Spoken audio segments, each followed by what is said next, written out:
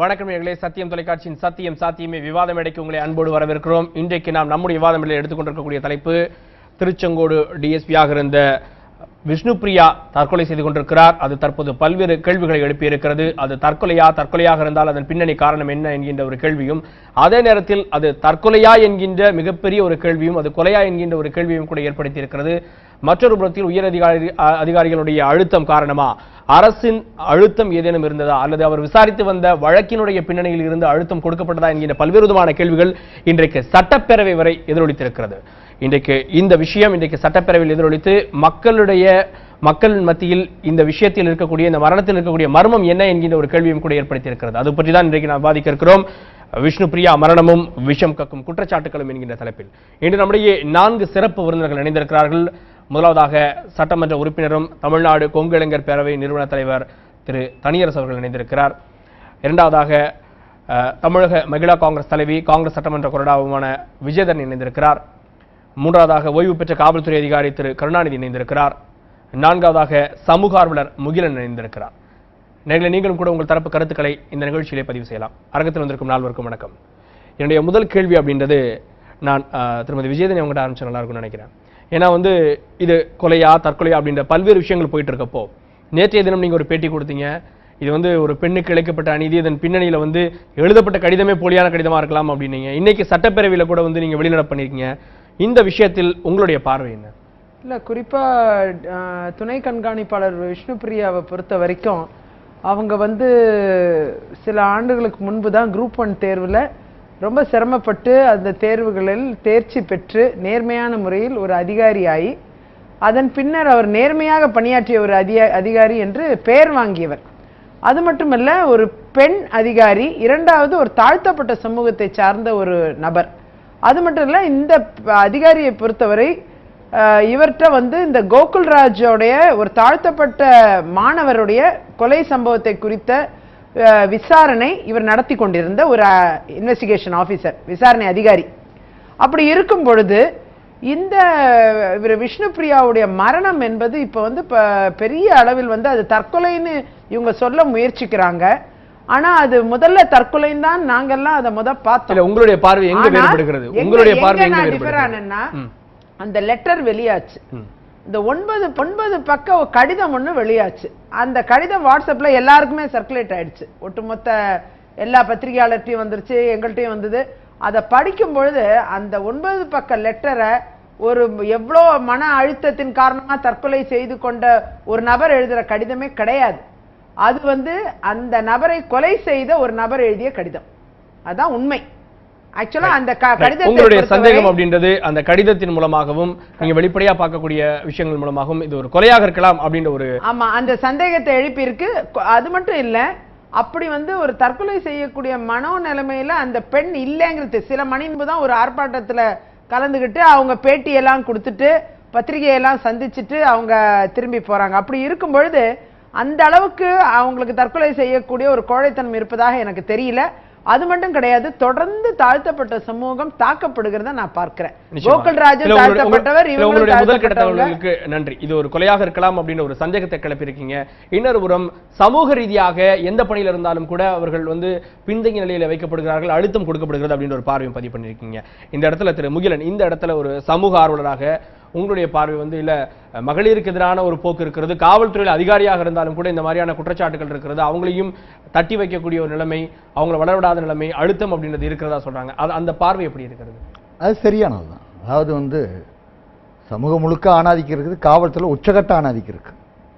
காவல்துறையில் நான் பல அதிகாரிகளை நான் பார்த்திருக்கேன். என்கிட்ட பலர் மனம் விட்டு பேசியிருக்காங்க.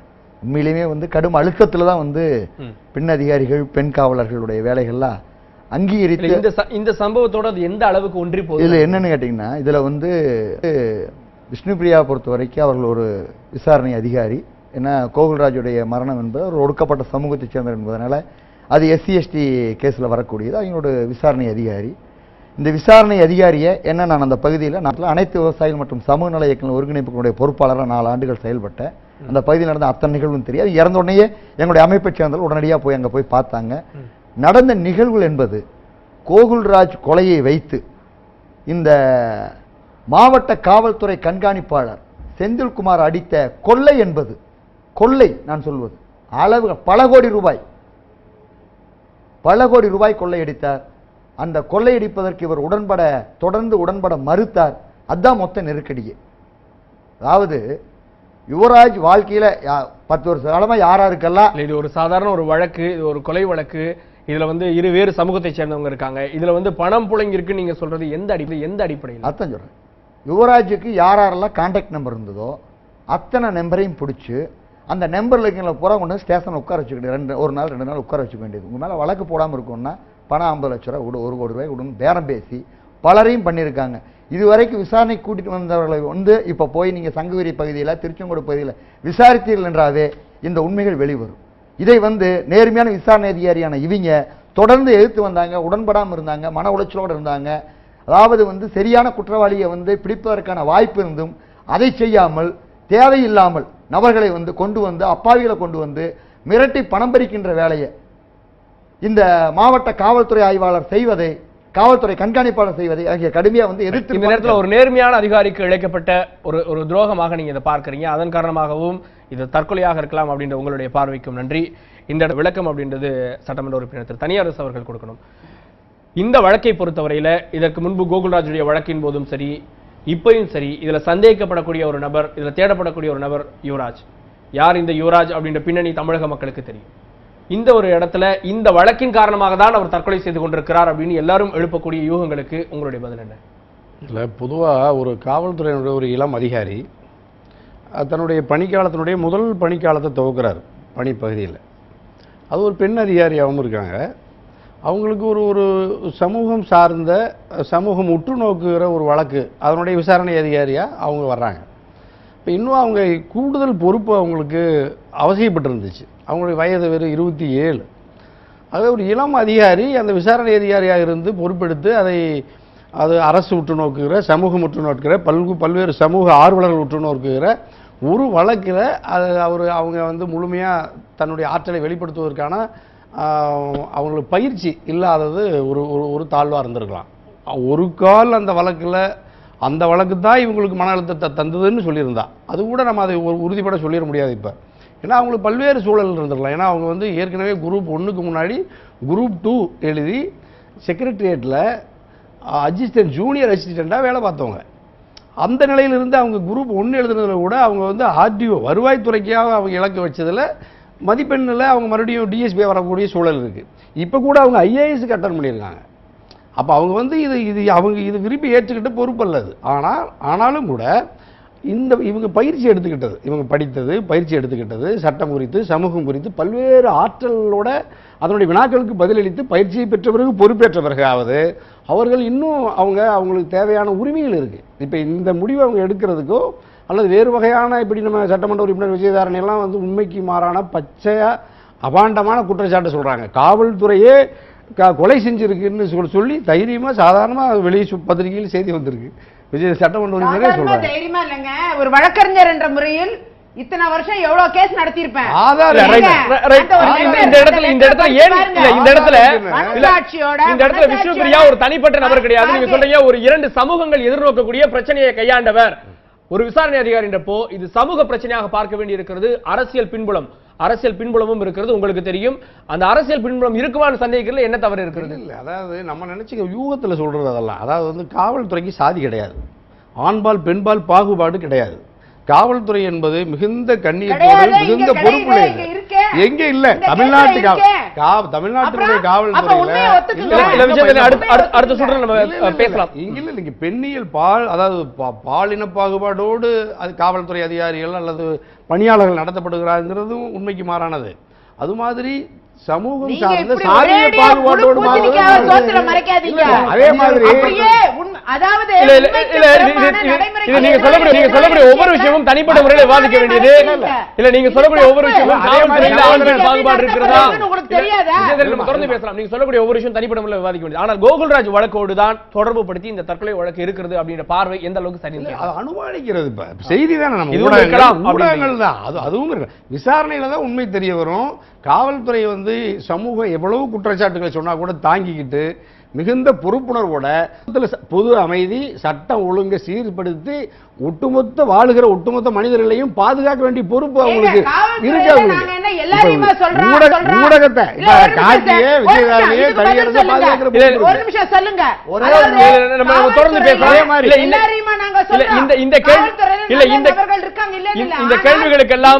இந்த கேள்விகளுக்கெல்லாம் எனக்கு ஓய்வு பெற்ற காவல்துறை அதிகாரி திரு கருணாநிதி பதில் சொல்வார் நினைக்கிறேன்.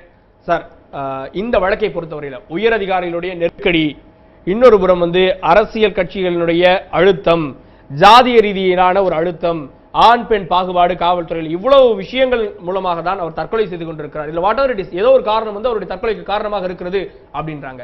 உண்மையிலே காவல்துறையில நீங்க இப்ப இல்ல இருந்தாலும் நீங்கள் பணியாற்றிய துறை அப்படின்ற முறையில இதெல்லாம் இருக்கிறதை நீங்க ஏற்றுக்கிறீங்களா? முக்கியமாக நான் முதல்ல கொஞ்சம் பேச அலோவ் பண்ணேன்னா, காவல்துறையை பற்றி நிறைய குற்றம் சொல்லிக்கிட்டே இருப்பாங்க, ஆனால் பதில் சொல்கிறதுக்கு அலோவ் பண்ணுறதில்ல. நான் சொல்கிறத கேட்டுக்கணும். இந்த பெண் இப்போ தற்கொலை செய்ததாக சொல்லப்படுகிற டிஎஸ்பி என்னுடைய ட்ரெயினி, நான் அதுக்கு பொண்ணு கிளாஸ் எடுத்திருக்கேன். அந்த பொண்ணை பற்றி நல்லா தெரியும். பிரில்லியன்ட் கேர்ளு, ஒன்று அந்த அளவுக்கு பயந்தது இல்லை, கிளாஸில் நல்லா ஆக்டிவாக கேள்வி கேட்கக்கூடிய ஒரு பொண்ணு. அதே நேரத்தில் இந்த எஸ்பி குற்றம் சொல்கிறாங்களே, அவர் என்கிட்ட டிஎஸ்பி திருத்தணியில், அவர் டிஎஸ்பி, நான் அடிஷனல் எஸ்பி, அவரை பற்றி எனக்கு நல்லா தெரியும்.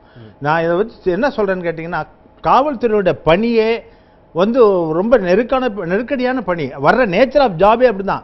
மற்ற டிபார்ட்மெண்ட் மாதிரி இப்போ 8 மணி நேரம் சாயந்தரம் சட்டையை கழட்டிட்டு போகிற உத்தியோகம் கிடையாது. 24 நேரம் டியூட்டி. எந்த நேரத்தில் இது நம்ம ஒரு மர்டர் கேஸ் நடந்து பாடியை எடுக்க விடாமல் உட்காந்துட்டு அக்யூஸ் அரெஸ்ட் பண்ணாதான் நாங்கள் பாடி எடுக்க விடுவோன்னு ப்ரெஷர் கொடுக்குற மாதிரி உள்ள டிபார்ட்மெண்ட் எங்கள் டிபார்ட்மெண்ட். அப்படி இருக்கிற டிபார்ட்மெண்ட்டில் டிசிப்ளினரி காரணமாக உயர் அதிகாரிகள் கீழே உள்ள அதிகாரிகளை வேலை வாங்குறதுக்கு விரட்டித்தான் ஆகணும். அதில் ஒன்றும் ரொம்ப இதெல்லாம் எதிர்பார்க்க முடியாது. அதற்கெல்லாம் தயாராக இருக்கவங்க அந்த டிபார்ட்மெண்ட்டுக்கு வந்தாகணும். அது ஆணாக இருந்தாலும் சரி, பெண்ணாக இருந்தாலும் சரி தான். இன்னைக்கு நல்ல உயர் பதவியில் இருக்கிற பெண் அதிகாரிகளும் சரி, ஆண் அதிகாரிகளும் சரி, ஆரம்ப காலத்தில் அந்த மாதிரி காலகட்டத்தை தாண்டி வந்தவங்க தான். அவங்கெல்லாம் எடுத்த உடனே வந்த உடனே இல்லை, கொஞ்ச நாளைக்கு ஆகும். டீச்சிங் ட்ரபிள் மாதிரி ஆரம்ப காலத்தில் கொஞ்சம் சிரமங்கள் இருக்கும். இப்போ இந்த இதில் இவங்க சொல்றாங்க, இந்த பொண்ணுக்கு அந்த கோகுல்ராஜ் கேஸை இந்த பொண்ணுகிட்ட ஒப்படைச்சாங்க கிடையாது. அதுவே மிகப்பெரிய தப்பு. அந்த பொண்ணு மட்டுமே விசாரிக்கல. இது ஒரு ப்ரொபேஷனரி, இவர்கிட்ட ஒப்படைக்கல. கிட்டத்தட்ட ஒரு 14 டீம் போட்டிருக்காங்க. அதுல இதுகிட்ட ஒரு பொறுப்பு ஒப்படைச்சு, இந்த பொண்ணுகிட்ட ஒரு பொறுப்பு ஒப்படைச்சிருக்காங்க. இவருக்கு மேல நிலையில இருக்கிறவங்க பாக்குறாங்க, எல்லாரும் இந்த சூப்பர்வைஸ் பண்ணிட்டு இருக்காங்க. ஒரு கேஸை ஒருத்தர் ஒப்படைச்சிட்டு எல்லாரும் போயிட மாட்டாங்க, ஒவ்வொருத்தருக்கும் ஒப்படைக்கிறாங்க. அதுவும் மேற்கொண்டு இவர் ரொம்ப கண்ணு மூடிட்டு சொல்றாரு எல்லாம் அந்த எஸ்பி. நான் சொல்றதே உங்களுடைய குற்றச்சாட்டுகள் நீங்க பேசும்போது நான் பேசும்போது சொல்ல முடியும். ஒரு எஸ்பி ஓபன் மீடியால சொல்லிருக்காரு, இட் மஸ்ட் பீ நோட் பண்ணிக்கலாம். நாளைக்கு இது ப்ரூவ் ஆகலாம். உங்களுக்கு ஆன்சர் பண்ணுவது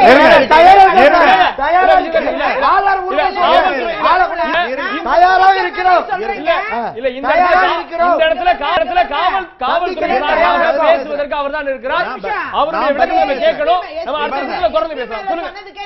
சொல்லுங்க திரு கருணாநிதி. நாங்க முதலமைச்சர் மேலே சொல்லியிருக்கோம், நாங்க இந்த துறையின் தலைவராக இருக்கிற முதலமைச்சரே கேள்வி கேட்கிறோம். அரசியல் அழுத்தம் பத்தி நம்ம நீங்க ஒரு எஸ்பியே சொல்லிட்டா உடனே எஸ்பி தப்பே செய்யறது, தப்புக்கெல்லாம் மேல வரவரா தெய்வமா? சொல்லுங்க. இல்ல இந்த விவாதத்துல விஜய் ஒரு பண்றது இல்ல. இல்ல ஒரு விஷயம் புரிஞ்சுக்கங்க. எஸ்பி இல்ல, எஸ்பியா விஜய் ஒரு விஷயம் புரிஞ்சுக்கங்க. யார் இருக்காங்கங்கிறது தெரியணும். நீங்க யார் மேல வேணாலும் குற்றம் சாட்டலாம், ஆனால் அந்த குற்றச்சாட்டுகளுக்கு விளக்கமும் ஆதாரமும் வேணும். சொல்லுங்க திரு கருணாநிதி. அதாவது நான் சொன்னதை காலை வாங்கிக்காம பேசி, நான் சொல்றது அவங்க பத்தி சொல்லல. இவர் 5 லட்சமா வாங்கி பணத்தை குவிச்சாருன்னு சொன்னார் இல்லையா, அதற்காக சொன்ன இந்த வழக்கு ஒரு தனிப்பட்ட நபரோட ஒப்படைக்கப்பட்ட வழக்கு இல்ல, சென்சேஷன் வழக்கு, நாடு முழுவதும் கண்காணிச்சுட்டு இருக்க வழக்கு கோகுல்ராஜ் மர்டர் கேஸ். அதுல எஸ்பி மட்டும் தனியா வாங்கி வச்சுட்டு கல்லா கட்டிக்கிட்டு வாங்கி வச்சுட்டு பணத்தை போட்டுட்டு இருக்க முடியாது.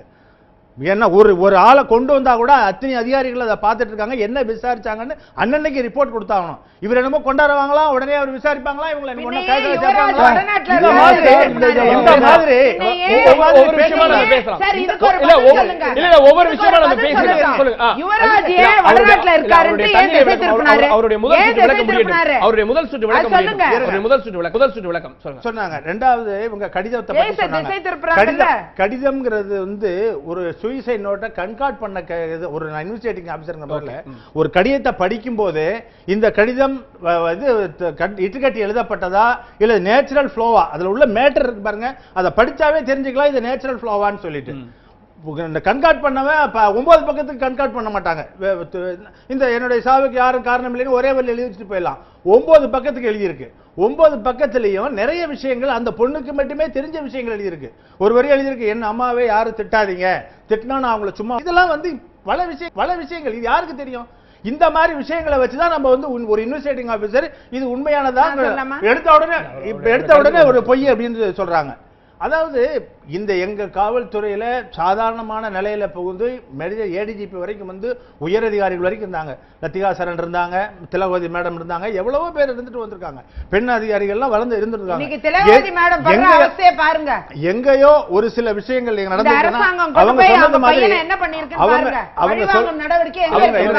அவங்க சொல்வது போல எல்லா துறையிலும் எல்லா பிரிவிலையும் இருப்பது மாதிரி எங்க துறையிலும் தகுதி இல்லாதவர்களும் திறமை இல்லாதவர்கள் நேர்மை இல்லாதவர் இருக்கார்கள் இல்லை என்று நான் ஆர்கியூ பண்ணல. அவர்கள் ஒருத்தரை வச்சே நீங்க ஒட்டுமொத்தமா காவல்துறையை பேசுறதும் ஒரு சம்பவங்கள் எல்லா துறைக்கும் தகுதி திறமை முக்கியம். நான் கேட்கிறது காவல்துறை வந்து ஒரு சீருடை போட்டதுக்கு அப்புறமா அவருக்குள்ள இருக்கக்கூடிய மதமோ ஜாதியோ இனமோ கூடாது. இந்த இடத்துல அவர் ஜாதிய ரீதியாக அவர் பார்க்கப்பட்டார் அப்படின்னு ஒரு வாதம் இருக்கு. இல்ல இன்னொரு அவருடைய திறமை ரீதியாக நீ வந்து யூ ஆர் அன்குவாலிஃபைட் அப்படின்னு சொல்லிட்டு உயரதிகாரிகள் திட்டினதா வந்து அவரோடு நெருங்கிய தோழியாக இருக்கக்கூடிய மகேஸ்வரி சொல்லியிருக்காங்க. இதெல்லாம் காவல்துறையில் இருக்கா? ஆண் பெண் பாகுபாடு இந்த உலக சமூகத்திலே இருக்கக்கூடாதுன்னு நினைக்கிறோம். ஆனா ஆண் பெண் பாகுபாடு இருந்து ஒரு பெண்ணை இப்படிதான் பேசணும் இல்லாம வார்த்தை மீறி பேசுறதாக எல்லாம் குற்றம் சாட்டுறாங்க. இது காவல்துறையில இருக்கா? இல்ல அத மாதிரி பேசி இருந்தால் இந்த பெண்ணுக்கு ஒன்றும் கட்டுப்பட்டு ஒரு இதுக்குள்ள வைக்கிறது இல்ல. இதுக்கு மேல உள்ள அதிகாரி எஸ்பி பேசினா டிஐஜி சொல்லலாம். டிஐஜி ஒரு பெண் அதிகாரி தான் இருக்கிறாங்க, அவங்கள்ட்ட சொல்லலாம். அவங்க இல்லைன்னா அதற்கு மேல உள்ள அதிகாரிகிட்ட சொல்லலாம். எவ்வளவோ வாய்ப்பு இருக்கு. இப்ப எல்லாம் வந்து நீங்களே பார்த்திருக்கீங்க, ஒரு பெண் அதிகாரியை வந்து அரசுக்கு எதிராக ஒரு வெளியூர் போயிட்டாங்கும் போது அவங்க மேல நடவடிக்கை எடுத்தாங்க, அவங்க கோர்ட்டு போய் ஆர்டர் வாங்கியிருக்காங்க. அந்த மாதிரி வாய்ப்புகள் எல்லா பேருக்கும் இருக்குது. இப்ப முந்தி காலம் மாதிரி இல்லை, நினைச்சவங்களா பேசிட்டு போயிட முடியாது. டிசிப்ளினரி ஃபோர்ஸ்ல ஒரு பெண்ணை தவறு நடந்ததுனால நிச்சயமா சஸ்பெண்ட் பண்ணுவாங்க. சும்மா ஸ்டேட்மெண்ட் கொடுத்தா போதும், அடுத்த நிமிஷம் சஸ்பெண்ட் தான். டிசிப்ளினரி ஆக்ஷன்ல ரொம்ப அதிகப்படியா எடுக்கிற டிபார்ட்மெண்டே எங்க காவல்துறை டிபார்ட்மெண்ட் தான். இவங்களே பல முறையில் சொல்லிட்டு இருக்கிறாங்க, நடவடிக்கையே எடுக்க மாட்டேங்கிறாங்க. காவல்துறை மேல அதிகாரி குறை சொன்னோம்னா நடவடிக்கை எடுக்கிறது இல்ல, கஸ்டடி இடத்துல கண்டுக்கிறதே இல்ல, தப்பு பண்ணவங்க எல்லாம் விட்டுறாங்கன்னு ஒரு ஆர்குமெண்ட்ல பேசுறாங்க. இந்த ஆர்குமெண்ட்ல ரொம்ப கஷ்டப்படுத்தி பேசுறாங்கன்றாங்க. அது மாதிரி காவல்துறைக்கு உள்ளது எல்லாரும். ஆனா வழக்கு ரீதியாக அழுத்தம் கொடுக்கப்பட்டிருக்கலாம் அப்படின்னு சந்தேகம். அது வந்து வேலை வாங்குவதற்காக எல்லாரும் கொடுக்க முடியும். எல்லா ஜாப்ல இருக்கக்கூடியது. நீங்க இன்னொரு விஷயம் சொல்றீங்க, அந்த இடத்துல அந்த பணிச்சுமை ஆரம்ப நிலையில் இருக்கத்தான் செய்யும் அப்படின்னீங்க. அது பத்தி நம்ம பேசலாம். தனிப்பட்ட காரணங்கள் இருக்கான்றத பத்தி நம்ம திருமதி விஜயதன் இந்த இடத்துல சொல்றீங்க. இந்த வழக்கை பொறுத்தவரையில கோகுல்ராஜுடைய வழக்கோடு தான் சம்பந்தப்படுத்தி பார்க்க வேண்டியிருக்கின்றீங்க. அவங்க சொன்ன மாதிரி 14 டீம் அமைச்சிருக்காங்க. 14 டீம்ல ஒன் ஆஃப் தி ஆபீசர் இவங்க. சோ இவங்களுடைய தற்கொலை வழக்கு அப்படின்றது இவங்களை மட்டுமே மையமாக வச்சு, ஏன்னா மத்த 13 பேருமே வந்து வேறொரு இடத்துல இருக்காங்க, இல்ல இவங்க மட்டும்தான் அப்படின்னா நீங்க பரவாயில்ல. எல்லாரும் சம்பந்தப்பட்டிருக்கக்கூடிய ஒரு இடத்துல நம்ம என்ன பேசணும் அப்படின்ற ஒரு விஷயம் இருக்கு. இல்ல அந்த கேள்விக்கு முன்னாடி நம்முடைய மரணமடைந்து இருக்கக்கூடிய விஷ்ணுபிரியாவினுடைய தந்தை நம்முடைய அழைப்பில் இருக்கிறார், அவரிடம் பேசலாம். சார் வணக்கம். இது எங்களுடைய துக்கத்தையும் கூட நாங்கள் பகிர்ந்து கொள்வோம். உங்களுடைய மகளை நீங்கள் இழந்திருக்கிறீர்கள். இந்த நேரத்தில் விஷ்ணுபிரியாவினுடைய மரணம் பல்வேறு சந்தேகத்தை ஏற்படுத்தியிருக்குன்னு பேட்டி கொடுத்துருக்கீங்க. எந்த அடிப்படையில் நீங்க சந்தேகிக்கிறீங்க சார்? அவங்க வந்து சார் ஒரு விசேஷத்துக்கு வந்துட்டு போனாங்க, விநாயகத்துக்கு வந்துட்டு போனாங்க சார். வந்துட்டு நான் தான் பஸ் ஏற்றி விட்டேன். ஓகே. வியாழக்கிழமை நைட்டு, வெள்ளிக்கிழமை அதிகாலை 5 மணிக்கு நான் பேசணும் அவங்கள்ட்ட. Okay okay. பேசிட்டு வீட்டுக்கு போயிட்டோமா அப்படின்னு சொன்னாங்க. Okay okay. அதன் பிறகு எனக்கு இடைக்காட்டு 5 மணிக்கு பேசுறேன். 5 மணிக்கு ஈவினிங் 6 மணிக்கு எனக்கு போன் வருது சார், தற்கொலை பண்ணிக்கிறான்னு சொல்லிட்டு. ஓகே. அது ஒண்ணு. ரெண்டாவது வந்து நான் அவங்களுடைய தோழி ஃப்ரெண்டு வந்து 248க்கு அவருடைய டிரைவர் இருக்கிறாரு இல்லைங்களா, போலீஸ் டிரைவரை வந்து அவர் கேட்டதுக்கு, மேடம் வந்து 2:00 மணிக்கு எந்த பேசி நான் வந்து வண்டி விட்டுட்டு வந்தேன். நான் 2:00 மணிக்கு விட்டுட்டு வந்தேன் சார் என்கிட்ட சொன்னாரு. நான் கேட்டேன், நாங்க போயிருந்தப்ப அது 3 மணி, அதுல இருந்து 5 மணிக்கெல்லாம் 2 மணி நேரத்துக்குள்ள ஏதோ நடந்திருக்கு சார் அங்க. ஓகே. சோ நீங்க சந்தேகப்படக்கூடியது இந்த 2:30 மணில இருந்து 5 மணிக்குள்ளாக ஏதாவது நடந்திருக்கு அப்படின்னு.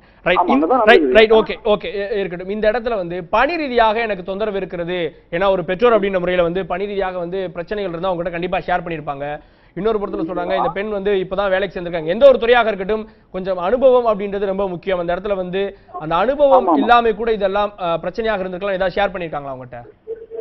என்கிட்ட ஷேர் பண்ணது கிடையாது சார். நான் என்ன சொல்லுவாங்க, அவங்க நான் கவர்மெண்ட் சர்வெண்ட் தான், ஒர்க்ல ப்ரெஷர் இருக்குதான் இல்ல சொல்லலாம். திடீர்னு ஒரு யாராவது ஃப்ரீயா ப்ரெஷர் அதிகமா வரும். அது இயல்பு தான், அது துறை அரசு துறையில இயல்பு தான் அது. ஆனா அந்த மாதிரி நெருக்கடி வந்தாலும் தற்கொலைக்கு உண்டான சூழல் எடுக்கக்கூடிய முடிவு வந்து அவங்க இல்ல வச்சுக்கலாம் அவங்க. அதாவது இதை காரணாக்கா மேலதிகாரி வந்து ரொம்ப டார்ச்சர் பண்ணிருக்காரு சார். மேலதிகாரி வந்து ஒருமையில திட்டி ஒருமையில பேசுறது, 7 மணிக்கு வந்தா யூஸ்ல சொல்லியான்னு சொல்றது, இது மாதிரிலாம் அது கேள்விப்பட்டிருக்கேன் வச்சுக்கலாம். அதெல்லாம் அவங்களுக்கு மன உளைச்சல். அப்புறம் வந்து இந்த கோகுல்ராஜுடைய கேஸ் இன்வெஸ்டிகேஷன் வந்து நேர்மையா பண்ணாங்க. அதெல்லாம் அந்த நெருக்கடி தான் இருந்திருக்கு வச்சுக்கலாம். இதெல்லாம் சேர்ந்துதான் அவங்களை வந்து ஒரு தற்கொலை அல்லது கொலையா இருந்திருக்கலாம் சார். இந்த கேள்வி ரைட், ஓகே, சந்தேகம் இருக்கலாம். இந்த கேள்வி நான் ஒரு தந்தை அப்படின்ற முறையில உங்ககிட்ட நான் கேட்டாகணும். இது சமூகத்தினுடைய ஒரு கேள்வியா இருக்கு. விஷ்ணுபிரியா உங்களுடைய மகளாக இருந்தாலும் இன்னைக்கு ஒரு டிஎஸ்பி அப்படின்ற அந்தஸ்துல இருந்து இறந்திருக்காங்க. இது ஒரு சமூகத்தினுடைய கேள்வியாக இருக்கிறது. தனிப்பட்ட முறையில விஷ்ணுபிரியாவுக்கு வேற ஏதேனும் மன உளைச்சலோ அல்லது வேற ஏதாவது காரணங்களால பாதிக்கப்பட்டிருந்தா நீங்க உணர்ந்தீங்களா? அவங்க வந்து சார் ஏன்னா இந்த விஷயத்தை நம்ம பார்க்கணும். 27 வயதான ஒரு பெண் மரணம் அடைந்திருக்கிறார். தனிப்பட்ட விஷயங்களும் காரணமாக இருக்கும், அதையும் பாருங்கன்னு சொல்றாங்க. அல்ல கரெக்ட் தான். ஆனா வந்து அந்த மாதிரி இஷ்யூஸ் எதுவுமே கிடையாது அவங்ககிட்ட.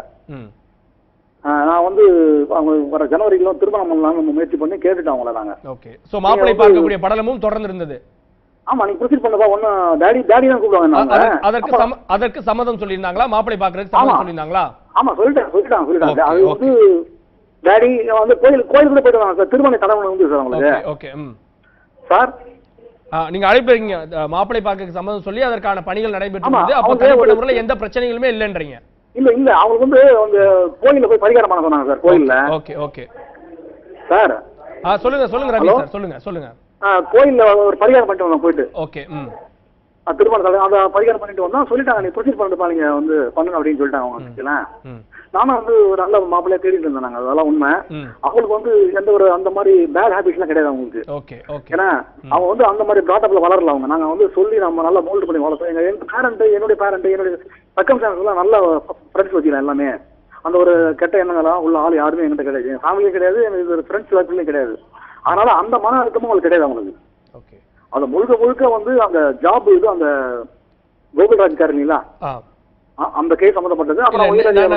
திரும்பவும் இது ஒரு சமூகத்தினுடைய கேள்விதான். 14 டீம் விசாரிச்ச ஒரு இதுல உங்க பொண்ணும் ஒன் ஆஃப் தி டீம் அவ்வளவுதானே தவிர மத்தபடி வந்து இவங்க மட்டுமே முழு விசாரணை அதிகாரி கிடையாது. அப்போ முழு அழுத்தமும் இவங்களுக்கு இருந்தது அப்படின்றது ஒரு தவறான பார்வைன்னு காவல்துறை அதிகாரிகள் சொல்றாங்க. இல்ல சார், அவங்க தான் இன்வெஸ்டிகேஷன் ஆஃபீஸர், அவங்க தான் மெயின். அவங்க தான். ஓகே, இதுல அவங்க தான் ஐஓ. டிஎஸ்பி டீம் இருக்கலாம் சார். டீம் வந்து கீழே இருக்கும் சார். எஸ்ஐ லெவல்ல இன்ஸ்பெக்டர்ல டீம் அமைச்சிருப்பாங்க. அதுக்கு ஹெட் இவங்க தான். அந்த டீம் ஹெட் இவங்க தான். அப்ப ஹெட் எல்லாரும் அவங்க தான் டார்கெட் பண்ணுவாங்க வச்சுக்கலாம். அதுதான் காரணம். அது ஏன் நானே எஸ்ஐ கேட்டேன். 10 படம் அமைச்சு சொல்லி வச்சுக்கலாம். அது 10 படம் அமைச்சிருந்தாலும் யாரு டீம் ஹெட்டோ அவங்கள தான் அவங்க எப்படி டார்கெட் பண்ணுவாங்க. ஒரு பத்திரிகை அவங்கள தான் பேட்டி பண்ணுவாங்க. உங்களுடைய சந்தேகம் அப்படின்றது இருந்தா யார் மேல இருக்கிறது? இன்னொரு புறம் வந்து அரசுடைய விசாரணையை நீங்க எப்படி பாக்குறீங்க? இன்னைக்கு சிபிசிஐடி விசாரணைக்கு எனக்கு அதை பத்தி தெரியல சார். அரசு விசாரணை பண்ணிட்டு இருக்காங்க, அதை பத்தி தெரியல எனக்கு. அது முழுக்க வந்து அவருக்கு நேரடியான ஆபீசர் யாருன்னா அது எஸ்பி தான். ரைட், உங்களுடைய குற்றச்சாட்டுகளும் உங்களுடைய சந்தேகங்களையும் பதிவு செஞ்சீங்க. நன்றி திரு. இந்த கேள்வி விஜயதரணி, நீங்க விஷயத்தை பொறுத்த வரைக்கும் ஒரு பெண் அப்படின்னால தனிப்பட்ட முறையில் ஏதாவது காரணம் இருக்கலாம், அல்லது பக்குவம் இல்லாமல் இருக்கலாம், அல்லது வழக்கை விசாரிக்கக்கூடிய ஹேண்ட்லிங் கெப்பாசிட்டி இல்லாமல் இருக்கலாம் அப்படின்னு பல்வேறு காரணங்களும் உபகாரங்களும் நம்ம விவாதிக்க வேண்டியிருக்கு. ஆனா அதை பொறுத்த வரைக்கும் அவரும் ஒரு காவல்துறை அதிகாரியாக இருந்தவர்.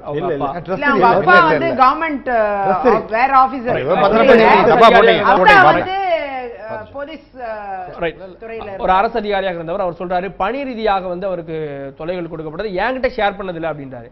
இந்த இடத்துல திரும்பவும் இந்த வழக்கு அப்படின்றது எந்த அளவுக்கு நியாயமாக இருக்கணும்? இல்ல, ஆக்சுவலா இன்வெஸ்டிகேஷன் ஆபீசரா அவர் கீழே தான் இந்த டீம் எல்லாம். இவங்க டிஎஸ்பி ரேங்க்ல இருந்தா கூட she was handed over the charge. இந்த கேஸை எடுத்து நடத்தக்கூடிய விசாரணை செய்யற அதிகாரத்தை இவங்க கையில் தான் கொடுத்திருக்காங்க. அது மட்டும் கிடையாது, இவங்க மேல் அதிகாரிக்கு ரிப்போர்ட் பண்ணணும். இவங்க அது மட்டும் இல்ல, இவங்க இன்னொன்னு மெயினான விஷயம் என்னன்னா, இவங்க இந்த வழக்குல சம்பந்தப்பட்ட பலரையும் கைது செஞ்சுட்டாங்க. கைது செய்து கடைசியா யுவராஜ்ங்கிற ஆளை பிரைம் அக்யூஸ்ட கைது செய்ய வேண்டிய சூழ்நிலையில பெங்களூர்ல இருக்கிற யுவராஜ் வடநாட்டுல இருக்காரு, திசை திருப்பி விடுறாங்க மேலதிகாரிகள். அதுல இவங்க வந்து ரொம்பவே அலக்கழிக்கப்பட்டிருக்காங்க. அதுபோல பல்வேறு சம்பவங்கள் இந்த நடந்ததை வச்சு மகேஸ்வரிக்கு தினந்தோறும் அவருடைய தோழிக்கு அவங்க இந்த சம்பவங்களை குறித்து சொல்லிட்டு இருக்காங்க. அதை வச்சுதான் டிஎஸ்பி மகேஸ்வரி இதே துறையில் பணியாற்றக்கூடிய இன்னொரு ஒரு பெண் அதிகாரி அவங்க எதுக்காக போய் சொல்லணும்? கராபரேஷன் ஆஃப் எவிடன்ஸை பாருங்க. அவங்க ஒருத்தர் சொல்றாங்க இவங்களுக்கு ஒரு தோழி தான், அவங்க வேற எந்த வகையிலையும் அவங்க சுயநலம் இருக்க வாய்ப்பு இல்லை. ஆனா அதே பெண் அதிகாரி அதே ரேங்க்ல இருக்க இன்னொரு ஆபீசர் ஒரே நேரத்துல பணிக்கு சேர்ந்தவங்க. அப்போ இவங்க சொல்றாங்க டெய்லி நடக்கிற தகவல்களை மகேஸ்வரிட்ட சொல்லும் பொழுது மகேஸ்வரி அவர்கள் வெளிப்படுத்துறாங்க. மகேஸ்வரிக்கு ஏதாவது உள்ள இன்டென்ஷன் இருக்கா? காவல்துறையை கண்டு அவங்க பயப்படலாம் இல்லையா? இல்ல அமைச்சரவையை கண்டு பயப்படலாம் ஏதோ. ஆனா எதுக்கும் பயப்படாம இந்த கேஸ்ல இவங்களுக்கு இப்படி நடந்திருந்தா எங்களுக்கும் ஒரு நாள் நடக்கும் அப்படிங்கறத மகேஸ்வரி வெளிப்படுத்துறாங்க. உண்மையான உணர்வோட இந்த வேலையில நான் இல்லாம போனா எனக்கு பிரச்சனை இல்லை அப்படிங்கிற உண்மையான உணர்வோட சொல்றாங்க. அந்த எவிடன்ஸை ஏன் இவங்க எடுத்துக்க மறுக்கிறாங்க? எல்லாம் சரியா இருக்கு, அவங்க ஏதோ 27 வயசுல என்னமோ ஏதோ தற்கொலை பண்ணிக்கிட்டு அப்படிலாம் பேசுறது ரொம்ப பெண்களுக்கு எதிரான விஷயம். முதல்ல பெண்களை எப்படி பார்க்கணுங்கிற பார்வை என்பது ஆண்களுக்கு மட்டுமல்ல, குறிப்பா காவல்துறையில் இருக்க ஆண்கள் எல்லாருக்கும் தேவை. அந்த அளவுல பாத்தீங்கன்னா இன்னைக்கு இந்த பெண் அதிகாரியை பொறுத்தவரை இது இரண்டாவது பார்வையே இருக்க வாய்ப்பு இல்லை. அவங்க தந்தை சொன்னது அந்த கடிதத்தை பத்தி இவர் சொல்றாரு. கடிதத்துல நல்லா அழகா எழுதியிருக்காங்க, இத மாதிரி என்னுடைய உடலை பிரேத பரிசோதனை செய்யக்கூடாது.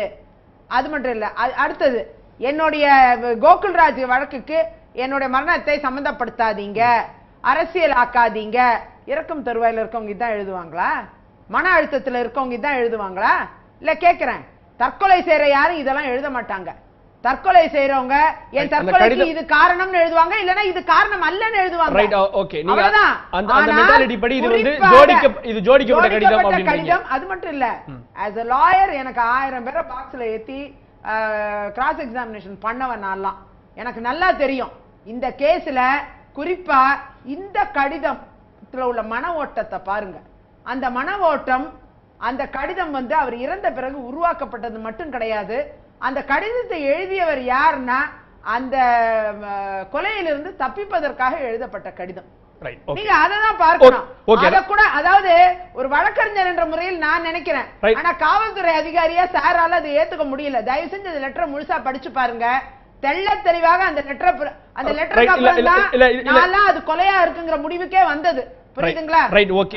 இந்த இடத்துல திரு கருணாநிதி சார், இந்த இடத்துல இந்த வழக்கு கோகுல்ராஜ் வழக்கை பொறுத்தவரை தேடப்படக்கூடிய ஒரே ஒரு விஷயம், சட்டத்தின் அடிப்படையில் ஒரு பிரேத பரிசோதனை தற்கொலை செஞ்சாலும் கொலை செஞ்சாலும் சட்டத்தின் அடிப்படையில் தான் நடைபெறும். இல்ல கடிதம் அப்படி இருந்தாலும் பிரேத பரிசோதனை செய்யாமல இல்ல இல்ல நீங்க அதான் பார்க்கணும்.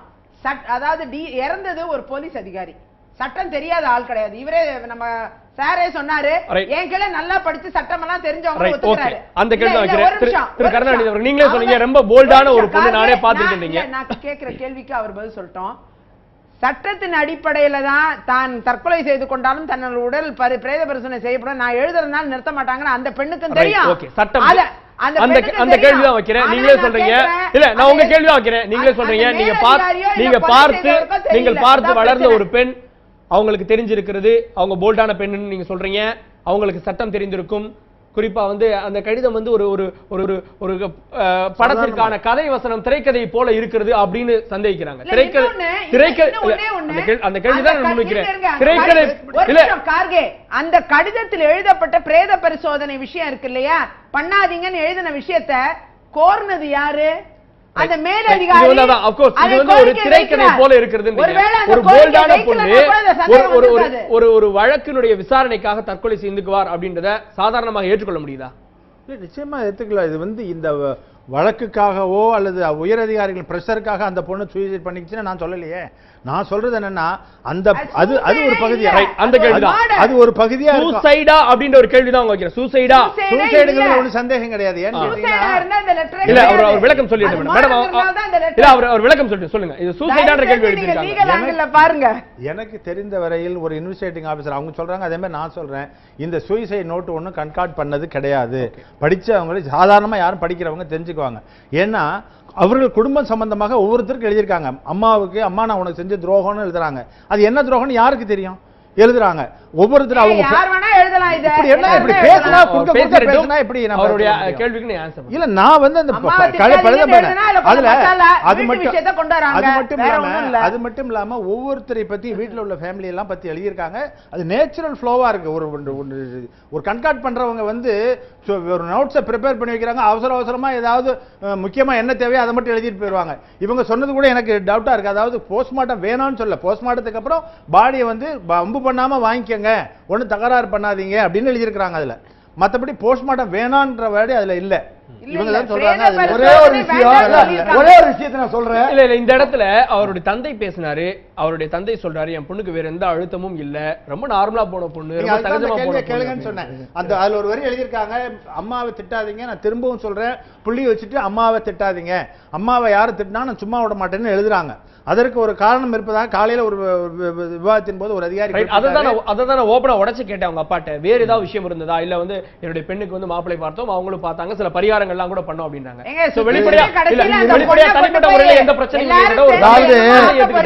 அப்போ வேற என்ன காரணமா இருக்கும்? ஒரே ஒரு காரணம் தானுங்க, அந்த பொண்ணு நேர்மையா இருந்தாதான் காரணம். நான் நடைமுறையில் சொல்றேன். இவர் சொல்றாரு போலீஸ் எப்படி ரெக்கார்ட் பண்ணுவாங்கன்னு எனக்கு தெரியும். ஏன்னா என்னை செடிசன் கேஸ்ல கைது பண்ணாங்க கூடங்குளம் போராட்டத்தில். ஒரே விஷயம், எத்தனை ரெக்கார்ட்ஸை வந்து தயார் பண்ணி கொண்டு வந்தாங்க அவங்களே. 2 நாள் என்னை இல்லீகல் அரெஸ்ட் வச்சுட்டு ரெக்கார்ட்ஸ் இவங்களே கூடங்குளம் அணுகுலை வெடிகுண்டு வைத்து தகர்ப்போம் சொல்லி 82 நோட்டீஸ் எடுத்ததா ஒரு ரெக்கார்டை கொண்டு வந்தாங்க இவங்களே நோட்டீஸ் அடிச்சு. இன்னொன்னு, இங்கிருந்து ஒருத்தர் வந்து கூடங்குளம் இனிமேல் அமைதி வழியில் போராடக்கூடாது, ஆயுதமேந்தி போராடணும்னு சொல்லி பட்டினப்பாக்கத்திலிருந்து மதியலன் ஒருத்தர் கூடங்குளம் போராட்ட குழு கடிதம் எழுதுனா அது என் பையிலிருந்து எடுத்தா ஒரு கொண்டு வந்தாங்க. இப்படி அப்பட்டமாக கீழ்த்தரமான முறையில் ஆவணங்களை தயாரிக்கின்ற வேளையில் நேரடியாக உணர்ந்தவன் நான். அந்த ஒரு வழக்கு இல்ல, நல்லா தெரியும் ஐயா தனியரசுக்கு.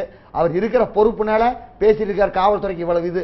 அவரே காவல்துறை எதிர்த்து அதனுடைய அராஜகத்தையும் பொய்யையும் ஏற்று எத்தனை போராட்டம் பண்ணிருக்கான்னு எங்களுக்கு தெரியும்.